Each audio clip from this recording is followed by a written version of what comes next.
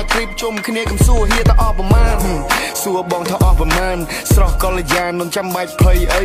មានបងក្បែរបងមិនសូវចេះតែតែដោយមានឆ្នេរឲ្យលំហែអូនអាចគេងកាយដៃទឹកសមុទ្រផុតភ្នែកជិះយ៉ាតមើលមេឃថ្ងៃលិចលយពេកមិនចង់ចូលទៅត្រីផាធីនៅលើទឹកផឹកតនៅលើគោកការងារក៏ដោះអស់គួរធ្វើអីថ្មីធ្វើអីដែលបងមិនដែលគិតវែងឆ្ងាយហែលចាក់ដោយបបែលជោគដីជោគសាច់ដោយមិនបាច់ប្រើប៉ែលបកាត់ភ្លើងអាំងសាច់មានសមុទ្រឲ្យចោះហែល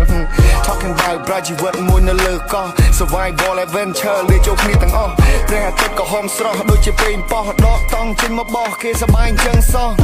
ចូលថ្ងៃថ្មីកាត់ព្រៃកាត់ភ្នំជ្រោះចលងដងអូមែនចូលទៅយកខ្មុំមាសពួកម៉ាក់បារាំងពីរបីនាក់ជួបខ្ញុំយើងសប្បាយមកអស់ដៃណាក៏ចូលចិត្តខ្ញុំដែរ What's up What's up ពូម៉ា What's up What's up ពូម៉ា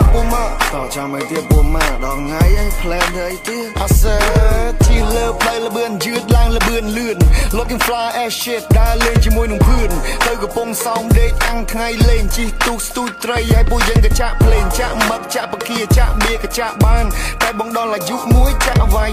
បើសិនមិនចង់ fresh មកជាមួយបងក៏បានដាក់មក trip ជុំគ្នាកំសួរហៀតអស់ប្រមាណ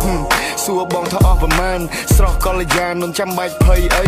មានបងក្បែរបងមិនសូវចេះតែតែដោយមានឆ្នេរឲ្យលំហែអូនអាចគេងកាយដៃទឹកសមុទ្រផុតភ្នែកជិះយ៉ាតមើលមេឃថ្ងៃលិចលយពេកមិនចង់ចូលទៅត្រីផាធីនៅលើទឹកផឹកតនៅលើគោកការងារក៏ដោះអស់គួរធ្វើអីថ្មី